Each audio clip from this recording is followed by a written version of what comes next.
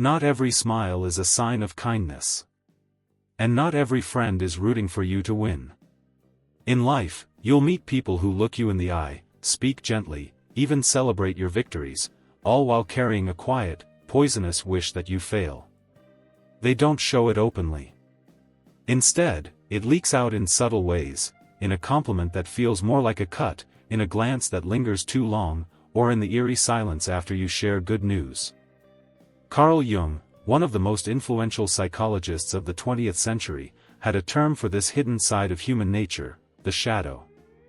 It's the part of ourselves we deny, repress, and hide from the world. And yet, it never truly disappears.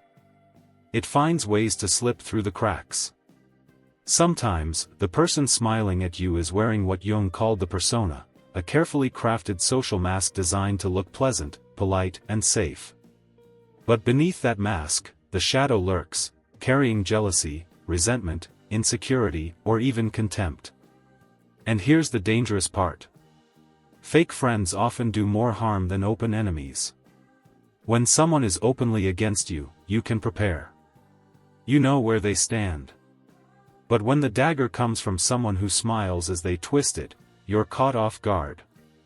In this video, we're going to uncover the subtle psychological signs that someone close to you may secretly resent you, even while pretending to care.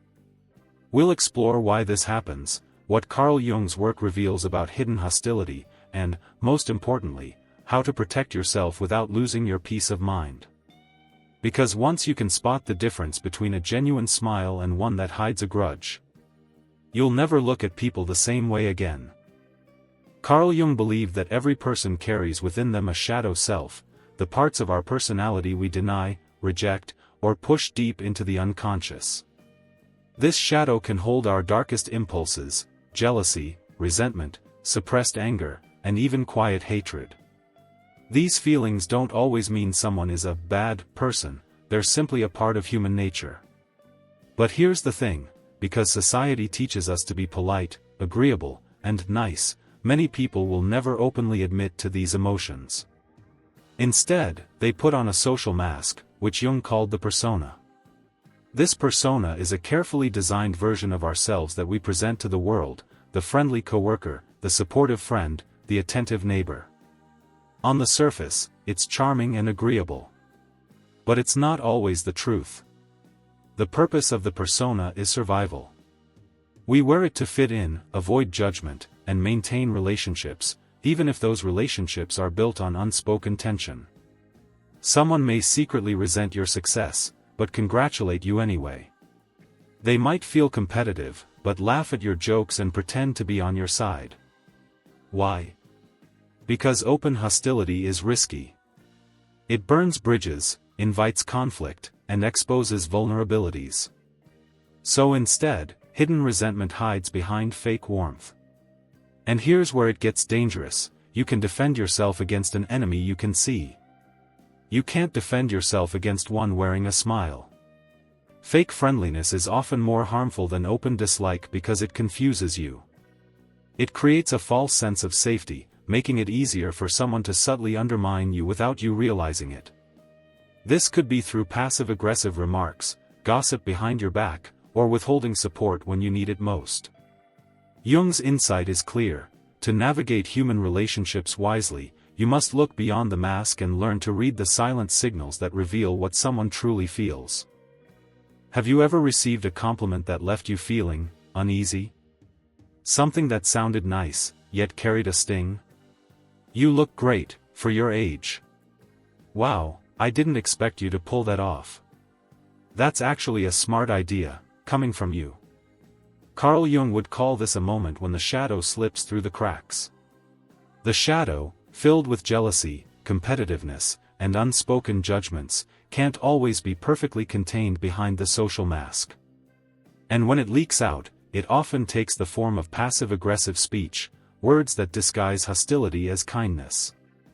A poisoned compliment is rarely about uplifting you. More often, it's about subtly putting you in your place. The person giving it might be struggling with envy, feeling threatened by your success, or quietly enjoying the opportunity to assert a sense of superiority. The praise is the bait, but the sting is the hook. Why not just express dislike openly? Because, as Jung noted, the persona is still at work. Open hostility risks looking bad in front of others. A veiled jab wrapped in sugar, however, allows someone to maintain the image of being nice while still releasing the pressure of their hidden resentment. When this happens, don't just listen to the words, watch the delivery. The body often tells the truth before the mouth does. Signs to notice. Tone, a slight emphasis on the qualifier in the sentence, making it sound condescending. Facial expressions, a smile that doesn't reach the eyes, or a smirk that flickers for a moment. Timing, the compliment arrives right after you've achieved something they may have wanted themselves. Eye contact, either too brief, as if avoiding you, or too prolonged, almost as if testing your reaction. Jung's teaching here is simple but profound: when words and energy don't match, trust the energy. Because behind every poisoned compliment is a glimpse of the shadow, and it's often telling you exactly what the person truly feels. Sometimes, the clearest sign someone secretly dislikes you isn't in what they say, it's in what they don't say. Imagine you overhear coworkers discussing a weekend outing, one you were never told about. Or you see a group photo on social media from a dinner you didn't even know was happening. It's not a direct confrontation, it's a quiet act of removal. Carl Jung might explain this through the shadow's silent strategies. While direct conflict risks exposure, exclusion allows the person to express resentment without ever needing to acknowledge it. It's a nonverbal way of saying, "You're not part of my inner circle," while keeping the persona of friendliness intact when face to face. Subtle exclusion often hides behind plausible excuses. "Oh, it was a last-minute thing, I didn't think you'd be free. It was just a small group this time, nothing personal." But over time, a pattern emerges. The invitations never come. You're always forgotten. And deep down, you feel the chill. Why is this so psychologically potent? Because as humans, we're wired for belonging.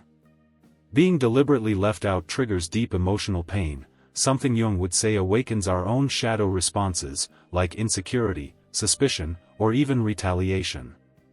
If you suspect this is happening, watch for 3 signs. 1. They only involve you when necessary, never for spontaneous, joyful plans. 2. Information is selectively shared, you hear about things after they've already happened. 3. They act overly friendly in public, overcompensating so others don't suspect any tension. The danger here isn't just the exclusion itself, it's the deniability. You're left questioning yourself, am I imagining this? Am I being too sensitive? That self-doubt is exactly what allows the dynamic to continue. Jung's insight: the shadow doesn't always roar, sometimes, it quietly closes a door, and when you notice that door closing again and again, it's worth asking yourself why, and whether you're standing in a place you're truly valued. There's a kind of politeness that feels warm, genuine, caring, and human. And then, there's the other kind. The kind that feels like a wall covered in silk. Carl Jung would call this the persona at its most defensive, a mask so polished it hides every flicker of the shadow. They smile. They say the right words. They never technically offend you. But their energy? Frozen. Their warmth? Non-existent. Think about the tone. They address you formally even when others get a casual tone. They keep the conversation transactional, avoiding anything personal. Their laughter, if it happens, feels delayed, as if rehearsed. This is not open hostility. It's an intentional withholding of emotional availability. And in some ways, it's more cutting than an outright insult.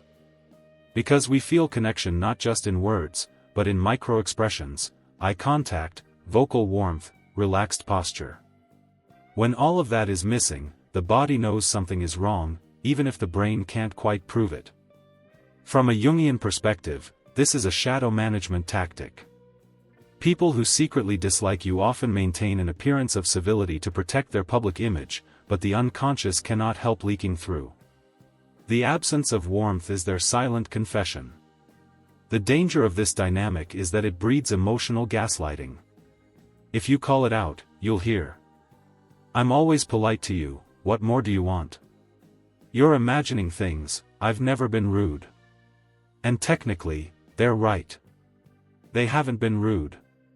But they've denied you humanity in a much quieter way, by removing the emotional oxygen from your interactions.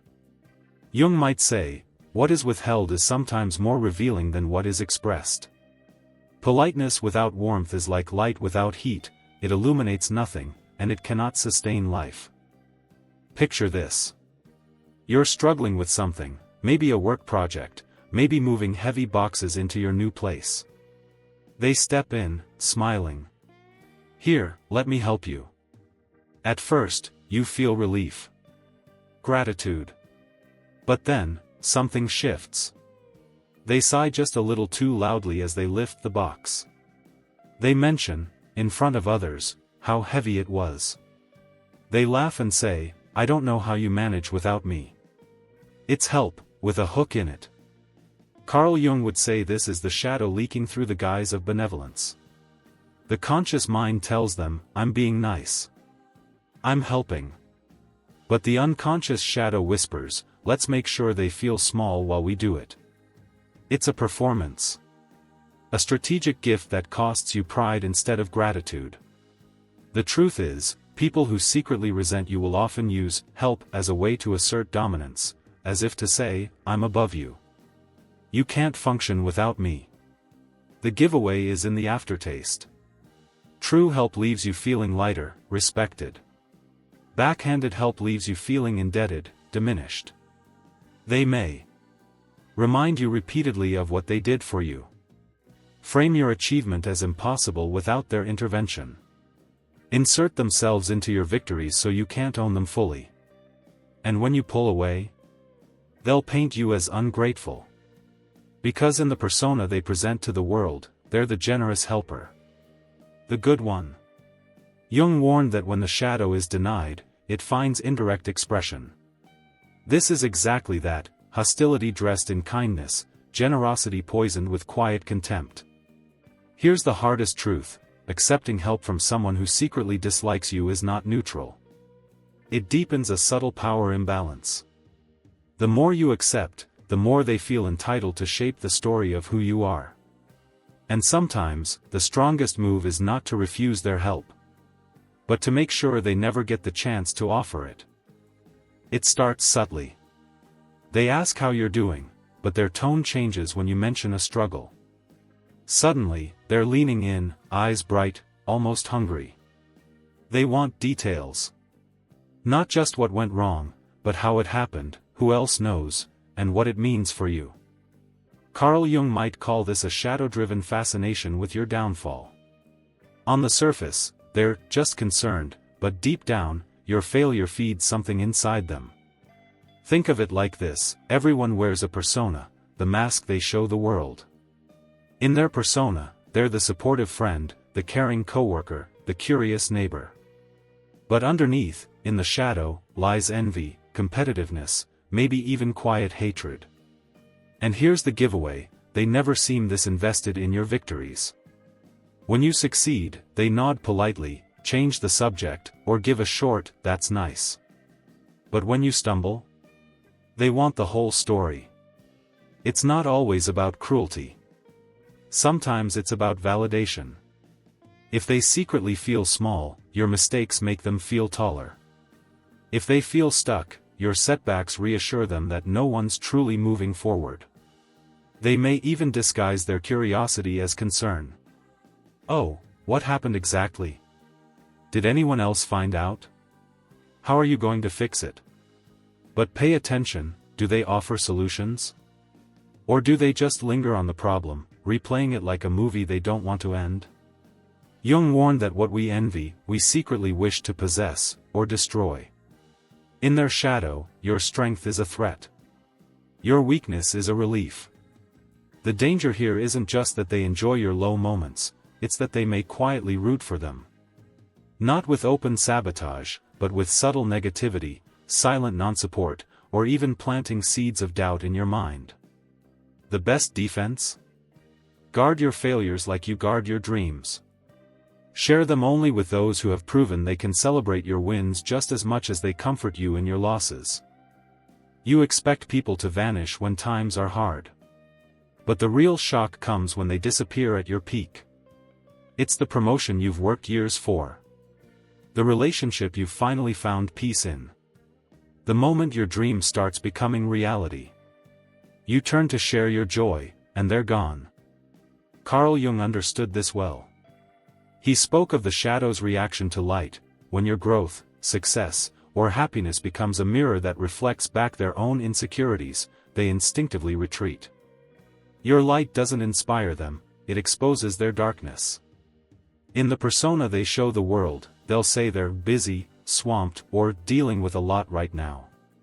But the truth is more primal. Your joy feels like a reminder of what they don't have. And rather than face that discomfort, they step back.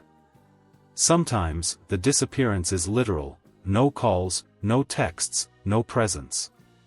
Other times, it's emotional: they're there in body but absent in spirit. Their congratulations feel forced, their smiles thin, their attention fleeting. And here's the painful paradox: it's not always your enemies who vanish. Sometimes it's the friend who comforted you in heartbreak, the family member who stood by you in loss, the colleague who cheered you when you struggled.